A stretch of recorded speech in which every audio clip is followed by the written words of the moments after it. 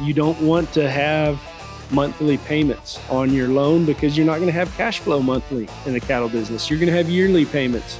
Just because it's hard does not mean it's impossible. I believe in you. I want to encourage you. As long as you have cattle debt, you're not truly growing your wealth, you're growing your herd. If I wanted to start raising show cattle today, 2026, I wanted to get into the show cattle business and start raising them, here is exactly how I would do it. One, I would identify quality. I would not mess with anything that wasn't the very best quality that I could get my hands on. But I would identify it first. I would not buy the quality first. And that is where a lot of people mess up, because step number 2 is when I start purchasing, I would actually build this thing backwards of how you might want to and how most of us actually do. Why would I build it backwards? Because building it backwards is probably actually correct. If I'm focusing on quality, then that means I'm probably going to utilize embryo transfer, because that takes the very best animal and multiplies it. So if I'm using embryo transfer, the only way to get calves on the ground and get production, and now guys, this is information that I normally only give out through my paid course. And today you're going to get some of these nuggets for free. We can go more into detail in the course, but here, this alone can be a game changer for you. So identify your quality.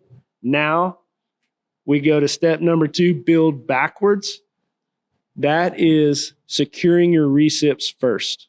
Before land, before donor, before anything, get your recips. You're like, well, how does that even work if I don't have a place to put them? You'll find a way. It'll put pressure on you to find that lease place, and it'll be big enough because you're not just buying one cow. A lot of times we want to start small and can afford to buy that one donor cow. And so that's what we want. We're like, ooh, I got a good one. I got me a donor cow and I have this little place I can put her on. But your place isn't big enough to house the recips to get that mass production. So if I focus on getting the recips, then the place that I'm going to chase after is going to be big enough to have a set of recips so I can actually have a set of calves for my donor cow.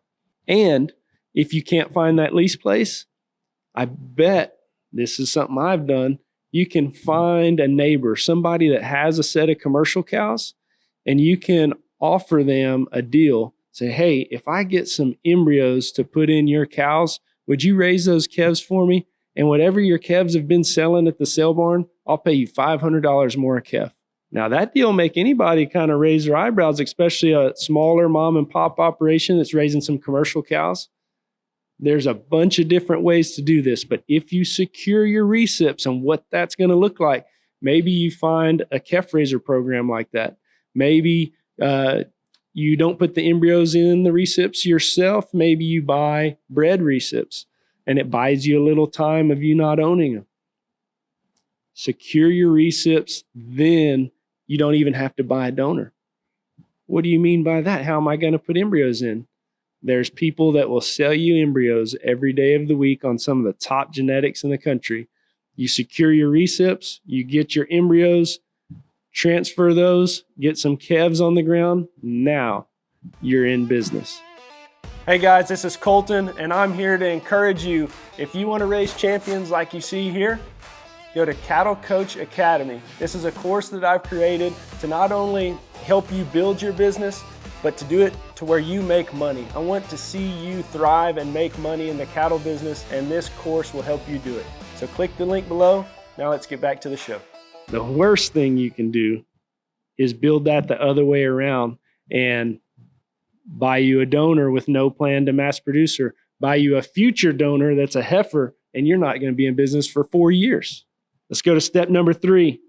Step number 3 would be learn loan types and have the proper mindset to getting a loan. If you don't have the capital to get started, don't be ashamed. It's okay, but be smart about how your loan is set up. You don't want to have monthly payments on your loan because you're not going to have cash flow monthly in the cattle business. You're going to have yearly payments. And I would suggest to have that loan maturity after your sale season for your calves. So that way you have the money to make the loan. Some of us get caught in this rut where our loan maturity is while the cows are bred.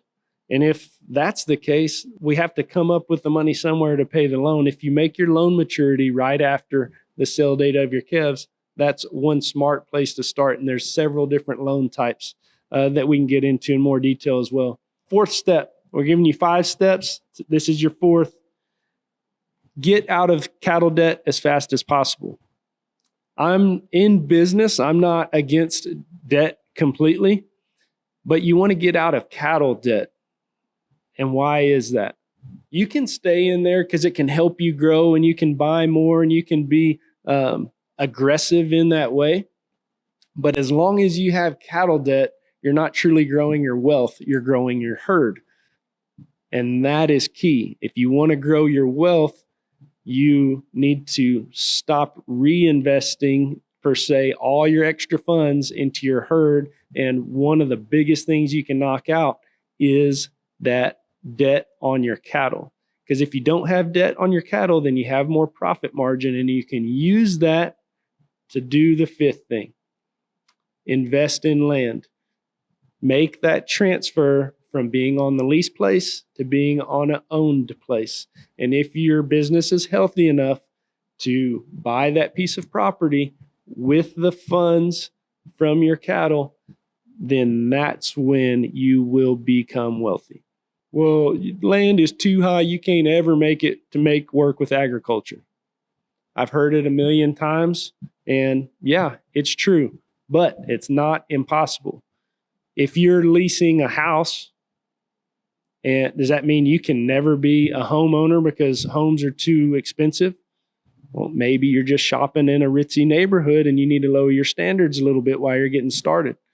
You can buy a lower level property, make it better while you have it, resell it, and boom, you can buy you a bigger property. Just because it's hard does not mean it's impossible. I believe in you. I want to encourage you. If this type of stuff is something that you're into, if you're wanting to grow your show cattle business and get started the right way, be more efficient, and become wealthy, I have the Cattle Coach Academy, cattle-coach.com. You can find all your information there.